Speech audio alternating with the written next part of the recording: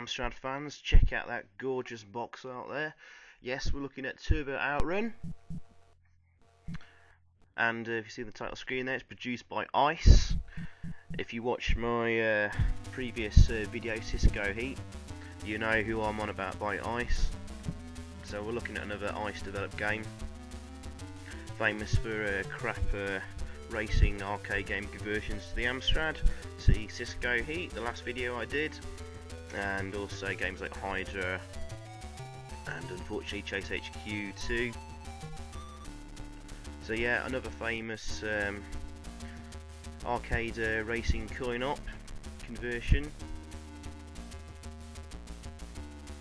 First impressions, as with Cisco Heat, there's a lovely, gorgeous, colourful graphics, but really crap scrolling. Well, not actually scrolling, it's scaling and frame rate really. It's better than Cisco Heat, definitely, but it does seem to sort of run a little bit slower. But however, this time they've obviously got a different music programmer in, because music's actually pretty damn good. But no sound effects, which make it sort of a very strange, hollow sort of experience really playing this game. Have you collided with another car? Have you activated your turbo or put your brakes on, or are you screeching your wheels on a tight bend? Who knows? So it's kind of a weird, kind of disconnected feeling you have playing this game. Now looking at this level with the sort of the green road and sort of crapper stripes on the road there, this is very reminiscent of the original Outrun conversion, which was absolutely dreadful. And it looks like there's been very little improvement. Although strangely, I think it's by a different programming team. I don't think i.c.e. were responsible for the original Outrun. Oh, we've just crashed there. So animation on your crash there. Oh, there's you can knock things in the road there, and they fly up. I think there are ramps there you can bounce off. As you can see, they've activated my turbo, which doesn't really seem to give much impression of a boost of speed. Apart from, I think all they've done is just made the car sprites in front of you move quicker towards you rather than actually sort of... Oh, that's fairly decent animation there. Yeah, so it's hardly Chase HQ time when in Chase HQ when you know, put your turbo on, you really felt it.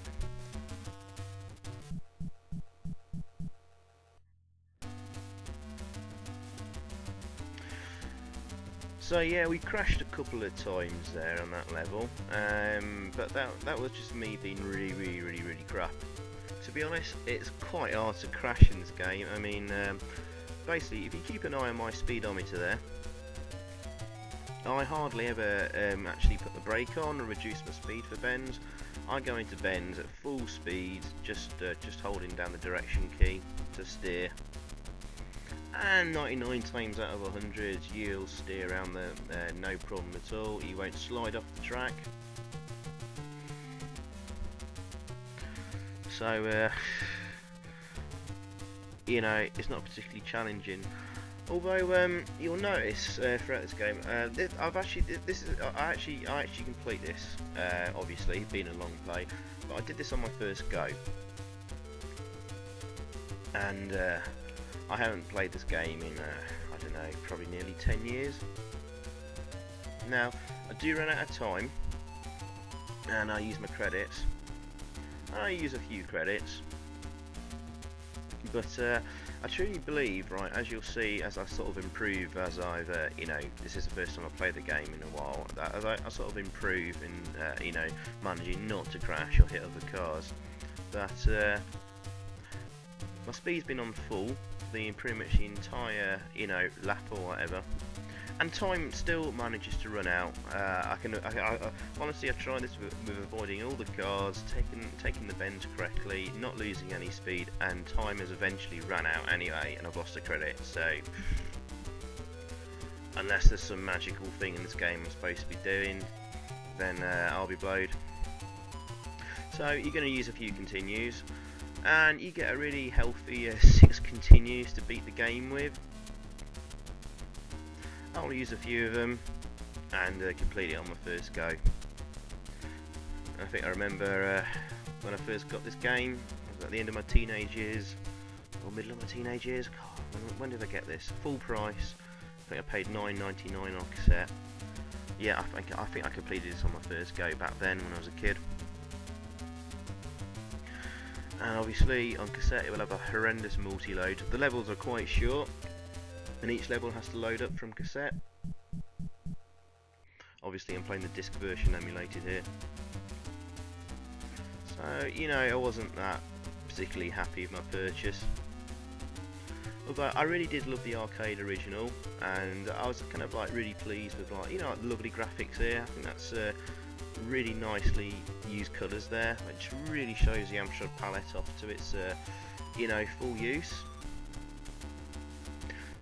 And you know, this was, for me, this was like a nice souvenir of the arcade game. You know, it was never going to be as good as the arcade original. They've tried to make it look and feel as much as they could to the arcade, I suppose, which, you know, they get marks for. But it's only sort of as good, it's only good for basically kind of like I call it like a souvenir, you know. A bit like i.c.e and Final Fight conversions, you know, they didn't play very well at all, but you know, they looked like the arcade original. So it was like a nice souvenir to remind me of you know, good times on the going on holiday with my parents, you know, to Bournemouth or whatever, and playing this in the arcades. So it more brought back nice memories than it did actually as a game on its own merits that you can enjoy. This will be in 2 parts. Oh, I've lost another credit there. Did you see me crash once there? Nope, and I still ran out of time. Anyway.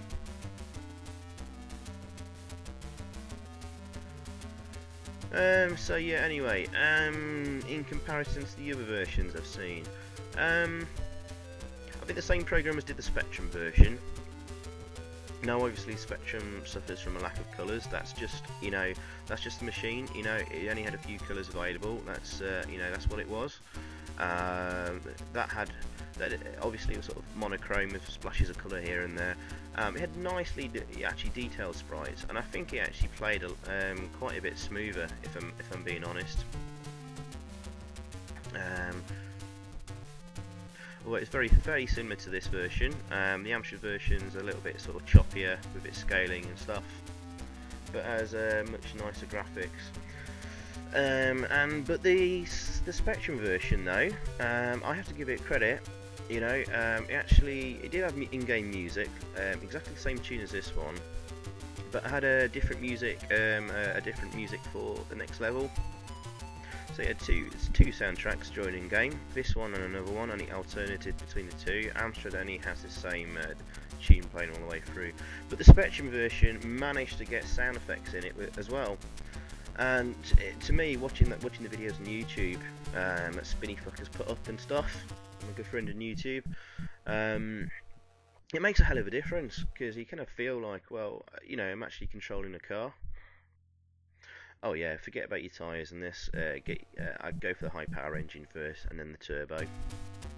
Leave the tyres for last, because you're not exactly skidding off the road anywhere. Oh yeah, and if you get to the point where I think it's after 3 or 4 stages, I can't remember now, where you get to the point where you choose your equipment. If that white Porsche has beaten you, then your female companion in your car, she jumps ship, and she runs off with the other guy in the car. So you got to get to the end of the next area before the Porsche does, and you'll win her back.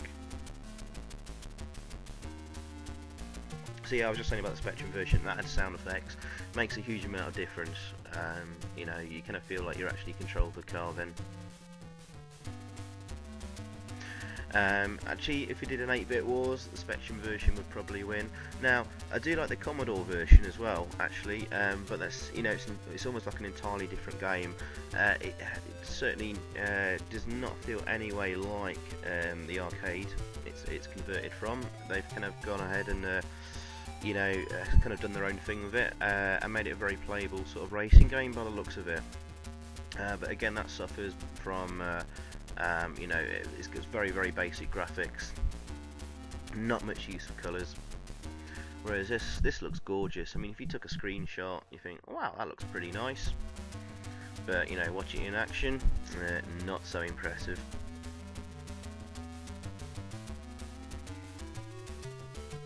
In this section, you're chased by cup cars.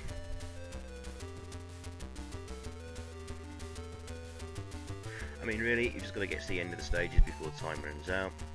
And I mentioned as well, you're racing that other guy in the white Porsche. I think it's a 911 he's driving.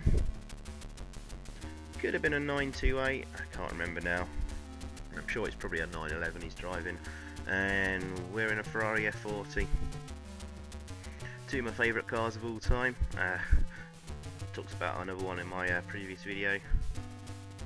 But what do you prefer, guys? Let me know in your comments. Do you prefer Porsche or do you prefer Ferrari? Oh, I'd love a Ferrari F40, but I don't think I'd ever be able to keep it on the road. Good old classic Porsche though. I think I'll go with Porsche. I'm slightly biased because I actually own a 944 Porsche. Classic old 944 in red. Brilliant car. Just costs a lot in maintenance each year though.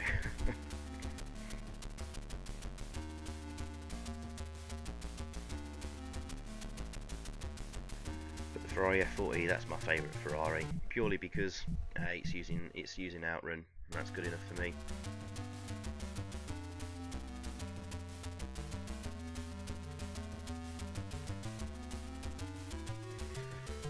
But yeah, as I was saying, I think the Spectrum version would come top, followed by the Commodore 64 version and the fortunately the Amstrad version last.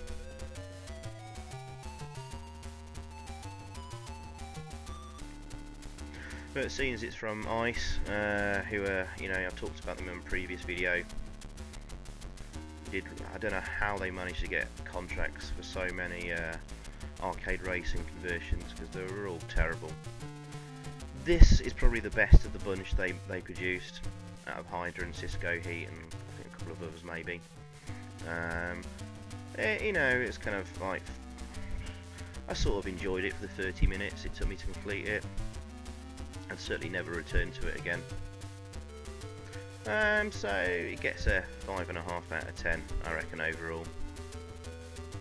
If I was really, really generous, maybe a 6. Nah, I'll stick a 5.5. Definitely improvement over the original Outrun. Oh yeah, now just coming up here, we're just going to complete this next checkpoint. I made an edit here. You probably saw my score jump up there. On this stage, I actually don't make this one in time, and I have to use a credit and start back here. I've made an edit. I've just gone straight to where I've used my continue and started again on this level. Purely because the video was about 16 minutes plus. Well, actually, sorry, about 31 minutes plus, and I needed to chop out a minute worth of footage somewhere to fit it into 2 parts. I don't think anyone would want to watch it over 3 parts of a YouTube video.